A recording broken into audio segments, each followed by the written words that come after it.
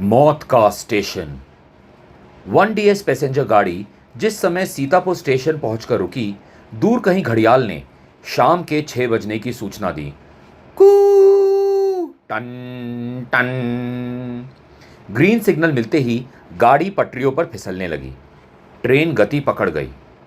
पीछे छोड़ गई मौत सा खौफनाक सन्नाटा, जिसमें ट्रेन से उतरे उस इकलौते व्यक्ति की पदचापे किसी का भी लहू जमा देने के लिए काफी थी। वह व्यक्ति अभी निकास द्वार से निकलना ही चाहता था कि स्टेशन के एकमात्र अधिकारी देवनाथ ने उसे रोका। ठहरो, अपना टिकट दिखाओ। अरे ओ, सुनाई नहीं पड़ता क्या भाई? टिकट। और उस व्यक्ति के पलटते ही देवनाथ के मुंह से भयानक चीख निकल गई। ओ नहीं नहीं, बचाओ। देवनाथ ने अपने केबिन में पहुंचकर दरवाजा बंद करके छिटकनी लगा दी। उफ, भगवान मेरी रक्षा करो, अब मैं बाहर कैसे निकलूंगा? कहीं। अचानक वह उछल पड़ा। भय से उसके रोंगटे खड़े हो गए। ओह, वह फोन पर झपटा, लेकिन डायल टोन गायब थी। उफ, अब क्या करूं? अरे, वह परछाई गायब हो गई है। तभी तेज आवाज के साथ दरवाजा टूटा। भड़ाक। कौन? तुम? नहीं नहीं नहीं, मुझे छोड़ दो, मुझे मत मारो।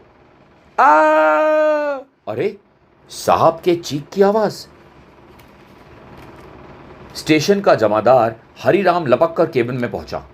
ओह, अरे सुन, तुमने हमारे साहब को मार डाला। हत्यारे, हम तुझे जिंदा नहीं छोड़ेंगे। अगले ही पर हरिराम के कंठ से भी चीख उभल पड़ी।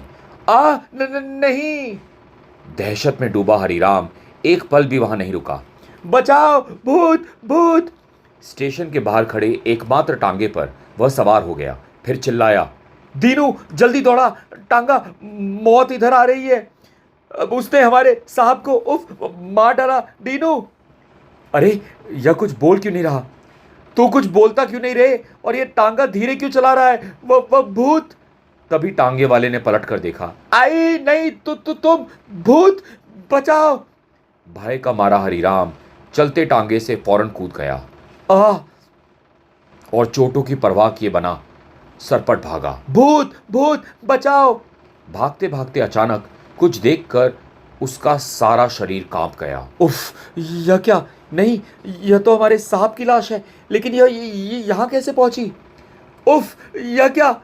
अभी वो जड़ सा खड़ा ही था कि अचानक उसके गले में कोई चीज आ पड़ी, और उस हार के लॉकेट पर निगाह पड़ते ही वह पुनः चीख पड़ा। नहीं। उसने वो भयानक हार उतार कर वहीं फेंका, और फिर वह गांव पहुंचने से पहले नहीं रुका। सीतापुर गांव पहुंचते ही वो बेहोश हो गया। अरे, इसे क्या हुआ? इसे उठाकर जल्दी चबूतरे पर लिटाओ। मैंने इसे बड़ी तेजी के साथ भागकर गिरते देखा था। कुछ ही देर में लगभग सारा गांव वहां इकट्ठा हो गया। पानी छिड़को इसके मुंह पर। शक्ल से तो बहुत डरा हुआ लग रहा है। ना मालूम क्या बात है, मगर कुछ है जरूर। युवक हरिराम के चेहरे पर पानी छिड़कने लगा। तुरंत ही हरिराम होश में आकर भयभीत स्वर में चिल्लाया, नहीं, भूत, वो मेरे पीछे पड़ा है, मुझे मार डालेगा, बचाओ। डर नहीं हरिराम, यहां कोई भूत नहीं है, होश में आ। नहीं, वह मुझे मार डालेगा, उसने हमारे साहब को मार डाला। क्या? उसने स्टेशन साहब को? कौन था हरिराम, बताओ। हड्डियों से चेहरे वाला भयानक भूत। हरिराम पुनः बेहोश हो गया। उस घटना की अगली रात, ओह, गाड़ी पूरे 5 घंटे लेट हो गई है। इस समय जंगल के रास्ते से होकर गांव जाना क्या ठीक होगा? नहीं। रहीम और उसकी पत्नी सईदा सीतापुर के ही रहने वाले थे। वह हरिराम वहां खड़ा है, उसे भी रात स्टेशन पर ही बितानी होगी। उसी से चलकर बात करते हैं, रात तो अब यहीं काटनी पड़ेगी। देवनाथ की मृत्यु के पश्चात हरिराम की ड्यूटी तब तक के लिए स्टेशन पर ही लगा दी गई थी, जब तक कि नया अधिकारी नहीं आ जाना था। अतः हरिराम स्टेशन पर ना चाहते हुए भी रुकने के लिए मजबूर था। रहीम और सईदा ने उसने वेटिंग रूम में ठहरा दिया। खुद वह साथ वाले कक्ष में था। आज की रात सही सलामत बीत जाए, बस कल ही यहां से तबादले की अर्जी दे दूंगा। आधी रात के समय रहीम की अचानक नींद टूट गई। अरे, यह बाहर खड़खड़ाहट कैसी? उसकी बीवी सईदा भी जाग गई थी। बाहर कहीं हरिराम तो नहीं है जी, देखता हूं। दरवाजा खोलते हुए उछलकर कई कदम पीछे हट गया। या खुदा! भयानक दृश्य देखते ही सईदा भी बुरी तरह से चीख उठी। यह जरूर किसी की शरारत है, मैं अभी देखता हूं। नहीं, मैं तुम्हें बाहर नहीं जाने दूंगी। दूसरे पल रहीम क्रोध से गुर्रा उठा, लेकिन रहीम दरवाजे पर लटके बच्चे के कंकाल से बचकर बाहर आ गया। बाहर तो कोई नहीं है, फिर बच्चे का यह कंकाल यहां किसने लटकाया? क्या हुआ रहीम, यह चीख कैसी थी? तब तक हरिराम भी भय से कांपता हुआ वहां पहुंच गया। बच्चे का कंकाल देखकर हरिराम की मानो तो खून से हालत खराब हो गई। उफ, हे भगवान, यह कंकाल! अचानक सईदा की चीख सुनकर दोनों उछल पड़े। आई! हिरन की तरह कुलाचे भरता हुआ रहीम भीतर भागा। सईदा को क्या हुआ है? केबिन में घुसते ही सईदा चीखती उससे आ टकराई। बचाओ, बचाओ! सईदा, क्या हुआ सईदा? बताओ। वो यह तुम्हारे चेहरे पर खून कैसा? वो वहां नहीं, बचाओ! सईदा का सकत पाकर रहीम लपक कर खिड़की पर जा पहुंचा। यहां तो कुछ नहीं है। सईदा रहीम के निकट पहुंची। क्या हुआ था सईदा, और यह तुम्हारे चेहरे पर खून कैसा? वह हड्डी से चेहरे वाला मुझे खिड़की पर दिखाई दिया। मैं चीख पड़ी। अचानक उसने मुझ पर खून की उल्टी कर दी। फू, आ! यह सुनते ही हरिराम थूक निकल कर बोला, यह वही भयानक भूत है रहीम, जिसने हमारे साहब को मारा है। अब वह हमारे पीछे पड़ गया है। यहां रुकना खतरे से खाली नहीं। अरे! अचानक हरिराम खिड़की की ओर संकेत करके चीख पड़ा। वह रहा, वह हमें मार डालेगा रहीम। यही है वो शैतान। है खुदा, खैर कर। भागो रहीम, जल्दी! तेज दौड़ो सईदा। अरे! सईदा भी जीवित है। अगले दिन ही रहीम व हरिराम की लाशें स्टेशन की नुकीली बाउंड्री के ऊपर पड़ी मिली थी। थोड़े से प्रयास के पश्चात सईदा होश में आ गई। उसे हरिराम व रहीम के विषय में पता चला तो नहीं, ऐसा नहीं हो सकता। सईदा ने जब हकीकत बताई तो लोगों में सनसनी फैल गई। ना जाने कैसी बला टूट पड़ी है स्टेशन पर। स्टेशन मास्टर के बाद ये 2 खून और अगली रात।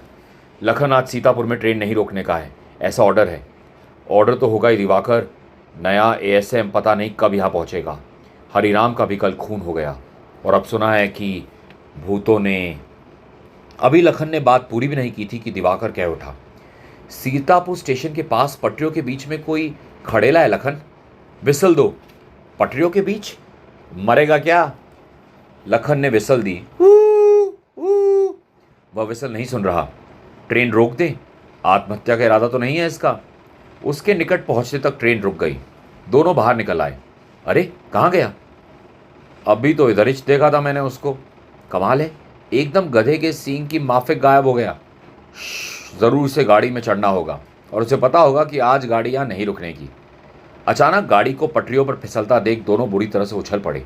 हे भगवान, यह गाड़ी तो अपने आप चल पड़ी। अचानक लखन ने दिवाकर को एक तरफ धक्का दिया। बचो दिवाकर! ओह! लेकिन वह खुद ट्रेन की चपेट में आने से ना बच सका। बचाओ दिवा! ओह ओह! लखन मारा गया। अगर मैंने ट्रेन पर कंट्रोल ना किया तो सैकड़ों लोगों के प्राण खतरे में पड़ जाएंगे।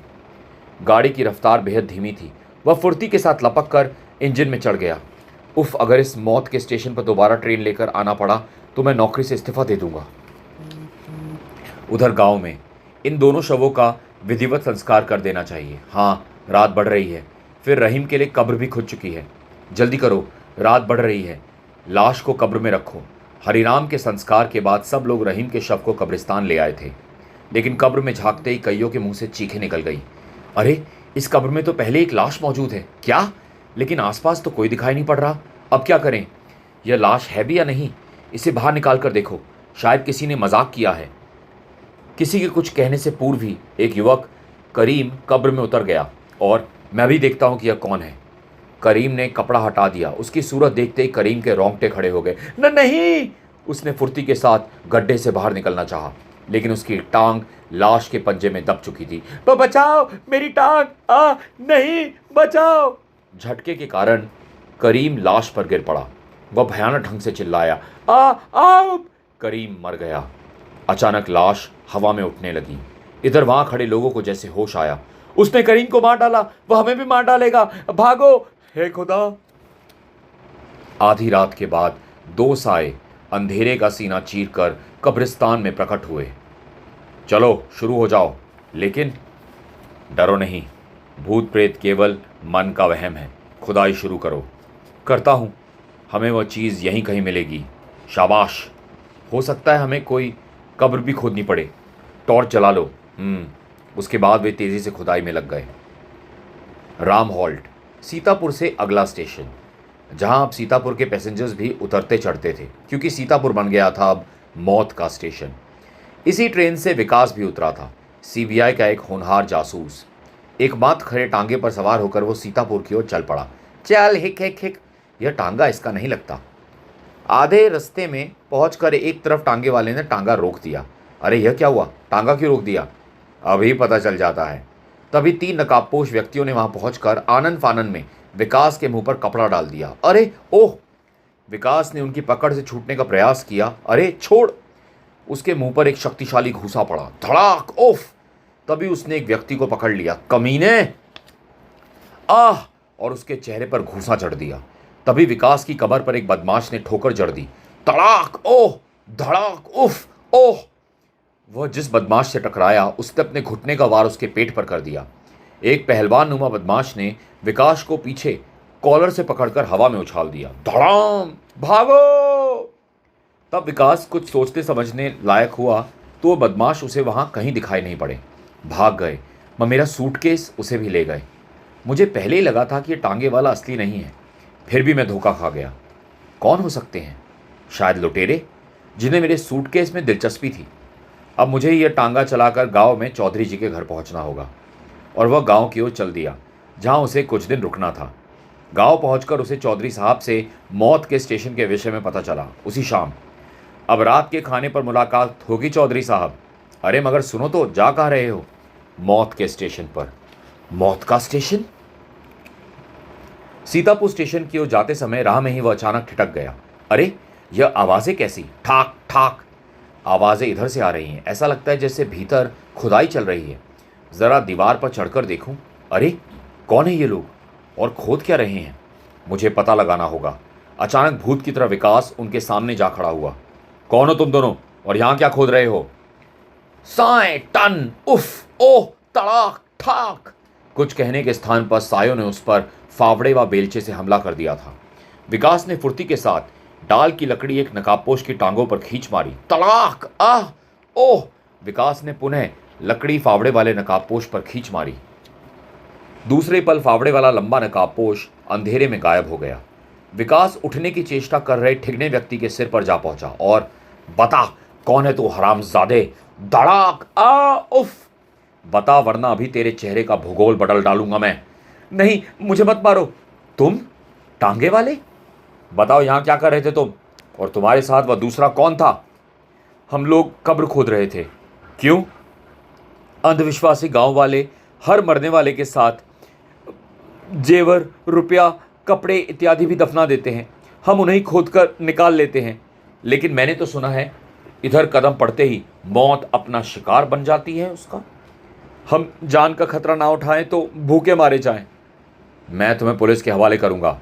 तुमने मेरा सामान भी चुराया है। और अब अरे क्या हुआ? खच! Oh no! यह तो मर गया। खंजर उधर से फेंका गया था।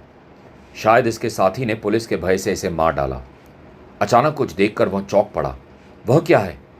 यह तो कोई कफन मालूम पड़ता है। विकास उसे फेंकने ही वाला था कि फिर चौंका। यह क्या चुभ रहा है? विकास ने गठरी को खोला। तार के गुच्छे? इसके बीचों बीच बने ये छिद्र क्या कह रहे हैं? विकास ने सफेद कपड़ों को ध्यानपूर्वक देखा। मामला कुछ गड़बड़ लगता है। अरे वह कौन है? हाथ में लैंप लिए वह कहाँ जा रही है? यह तो स्टेशन की तरफ जा रही है। कमाल है, गेट अपने आप खुल गया। कहीं यह कोई भूतनी तो नहीं? विकास ने एकदम उसके पीछे प्रकट होकर उसे पुकारा। ए सुनो, रुको! सफेद लिबास वाली वह स्त्री वहीं रुक गई। पलटो और बताओ कि मौत के स्टेशन पर इतनी रात गए लैंप लेकर कहाँ जा रही थी? स्त्री पलट गई। ओह गॉड! उसकी भयानक सूरत देखते ही विकास भय से सिहर उठा। तभी उस स्त्री ने भयानक ढंग से ठहाका लगाते हुए हाथ में पकड़ा लैंप उस पर खींच मारा। उफ! अरे मेरे कोट ने आग पकड़ ली है। तेल व आग का मिलन अब विकास के कपड़ों पर हुआ था। वह विद्युत की सी तेजी के साथ जमीन पर लेट गया। उफ! बाल बाल बचा। अरे वह भूतनी कहाँ गई? फिर उसने वहां का चप्पा चप्पा छान मारा, लेकिन वह सफेद लिबास वाली स्त्री उसे कहीं दिखाई ना दी। अगले दिन, अरे तुम रात को कहाँ गायब हो गए थे? हम रात के खाने पर तुम्हारा इंतजार करते रहे। माफ करना चौधरी साहब, दरअसल रात मुझे लौटने में देर हो गई थी, इसलिए मैं चुपचाप अपने कमरे में जाकर सो गया था। नाश्ते के दौरान विकास ने पूछा, चौधरी साहब, कल मेरे आने की खबर आपने और किस किस को दी थी? तुमने अपने पत्र में खबर गुप्त रखने को कहा था, इसलिए मैंने तो किसी को नहीं बताई थी। और फिर तुम मेरे दोस्त के पुत्र हो, इतना भरोसा तो रखो मुझ पर। ठीक है, अब आप मुझे मौत के स्टेशन से संबंधित सभी घटनाएं बता डालिए। चौधरी साहब सभी घटनाओं के विषय में उसे बताते चले गए। सुनने के पश्चात विकास बोला, क्या अब भी आप समझते हैं कि यह सब भूतों की करामात है? यह भूतों की ही करामात है। गलत। यह देखिए, इस सफ़ेद लबादे को। यह वह कफन है जो उस लाश ने पहना था, जो कब्र में पहले से ही रखी हुई थी। करीम का कत्ल हुआ और लाश कुछ तारों की मदद से विकास उन्हें अपने कमरे में ले आया। इसे रोल किए बिस्तर की तरह ऐसे हवा में उठने लगी। आपने ध्यान नहीं दिया, कब्र के ऊपर वृक्ष की मजबूत डाल है जिस पर ये तारें बंधी हुई थी। ओह, तार खींचने से शव ऊपर उठ गया होगा और अंधेरे में तार ना दिखने के कारण सब उसे भूतों की करामात समझ बैठे। मैं ये सब नहीं जानता। तुम अब उधर नहीं जाओगे। तुम्हें कुछ हो गया तो? मुझे कुछ नहीं होगा चौधरी साहब, मैं तो भूतों की कलाई खोलने ही यहां पर आया हूं। वह वापस स्टेशन पहुंचा, जहां मुख्य गेट का मुआयना करते हुए उसकी आंखें चमकने लगी। लगता है अपराधी इतने आश्वस्त हो चुके हैं कि अब उन्हें लगता है कोई इधर नहीं आएगा। तभी वे सारे तारे भी गेट पर बंदी छोड़ गए हैं। रात को गेट इन्हीं तारों से खींचकर खोला गया होगा और मैं समझा कि भूतों की माया है। अब तो यहाँ के चक्कर को घन चक्कर बनाकर ही रहूँगा। फिर वह कब्रिस्तान की ओर चल पड़ा। कब्रिस्तान का मुआयना करने के बाद यहाँ की सारी ज़मीन खुदी पड़ी है, कई कब्रें भी। मरने के बाद लोग इन्हें कब्र में आराम से नहीं रहने देते शायद, लेकिन आखिर यहाँ पर खुदाई हो क्यों रही है? वह टांगे वाला सच तो नहीं बोल रहा था। रात को शायद कुछ पता चले। उसी रात कब्रिस्तान में मिल गई, वह चीज़ मिल गई बॉस। क्या? हटो पीछे। ओह, यही वो छोटा सा संदूक। हमारी मेहनत सफल हो गई। इसे खोलकर देखो बॉस। बॉस ने उसे खोला। 2 करोड़ के हीरे। अब जल्दी यहाँ से निकल चलो बॉस। तभी, नहीं, कोई यहाँ से नहीं लेगा, वरना मैं उसे तुरंत गोली मार दूंगा। कौन है? मैं, सीबीआई इंस्पेक्टर विकास। उसी क्षण कथित बॉस ने अपने एक साथी को विकास की ओर धक्का दे दिया। विकास ने तुरंत गोली चला दी। धाएं आह, धाएं आह। विकास ने पुनः फायर कर दिया था। ठीक उसी पल बॉस के तीनों साथी वृक्षों से नीचे कूदकर उस पर टूट पड़े। ओह, लेकिन उनका सामना विकास से था। धड़ाक, धुम, आह, उफ, धड़ाक तड़ाक। आज तेरा खेत खत्म करके रहूंगा कुत्ते। उन तीनों को ठिकाने लगाकर वह स्टेशन की तरफ लपका जिधर बॉस गया था। ओह, वह रहा। विकास सावधानी से उस केबिन के पास पहुंच गया। तभी एक झटके के साथ केबिन का दरवाजा खुला और घूंसा विकास के जबड़े पर पड़ा। धुम। उसने लपक कर विकास की गर्दन पकड़ ली। वह उसे दबाने लगा। मैं तुझे जिंदा नहीं छोड़ूंगा कुत्ते। आओ आओ आओ। विकास ने घुटने का वार कर दिया। वह तड़प उठा। पकड़ ढीली होते ही विकास गोरिल्ले के समान उस पर टूट पड़ा। फिर जब मार मार कर उसे अधमरा कर दिया, अब मैं देखूंगा कि दरअसल तुम हो कौन। और चेहरे से वो भयानक मास्क हटते ही, चौधरी साहब, आप और इस रूप में, इस संदूक में क्या था? 2 करोड़ के हीरे। आश्चर्य से भर उठा था वो, जिसे मेरा एक आदमी बेईमानी करके ले उड़ा था। पीछा करते मेरे आदमियों ने उसे गोली मार दी थी। थाए आह। बताओ वो हीरे वाला बक्सा कहाँ है? कब्रिस्तान में, कब्र के। लेकिन मरने से पूर्व उसने हीरे वाले बक्से को कब्रिस्तान में ही कहीं दबा दिया था। इतना कहकर वो मर गया था। हीरे मिलने के लिए ज़रूरी था कि हम पूरे कब्रिस्तान को खोद डाल दें। यह काम रात में हो सकता है, नहीं, दिन में जब लोग कब्रें खुदी हुई देखेंगे तो उसका रहस्य जानने की कोशिश करेंगे। तब हमने उस रास्ते पर लोगों को आना जाना बंद कराने के लिए भूतों का डर स्टेशन तक फैलाया, क्योंकि कब्रिस्तान गांव व स्टेशन के बीच में पड़ता था। सबसे पहले मैंने मास्क लगाकर देवनाथ को, फिर कब्रिस्तान से खोदे कंकाल से रहीम व हरिराम को डराकर खत्म किया। आई आह। मुंह में बकरे का खून भरकर मैंने सईदा के मुंह पर उल्टी की। सईदा को गांव में भूत की बात फैलाने के लिए जिंदा भी छोड़ दिया। फिर रेल के ड्राइवर की हत्या की। आओ। रेल चलाकर मैं खुद फटाफट नीचे कूद गया था। टांगे वाले अपने साथी को भी खंजर मैंने मारा था। उसे ना मारता तो वह सारा भेद उगल देता। लेकिन तुमने मेरा ब्रीफकेस क्यों उठाया? मैंने उन्हें मारने को हुक्म दिया था। नाकामयाबी की सूरत में वे तुम्हारा ब्रीफकेस ले आए ताकि काम मामूली उठाई गिरोह का लगे। और अब स्टेशन पर मिली लैंप लिए वह औरत, वह भी मेरा ही एक रूप था, तुम्हें कब्रिस्तान से दूर करने के लिए। और इस प्रकार विकास की सूझबूझ से केस हल हो गया।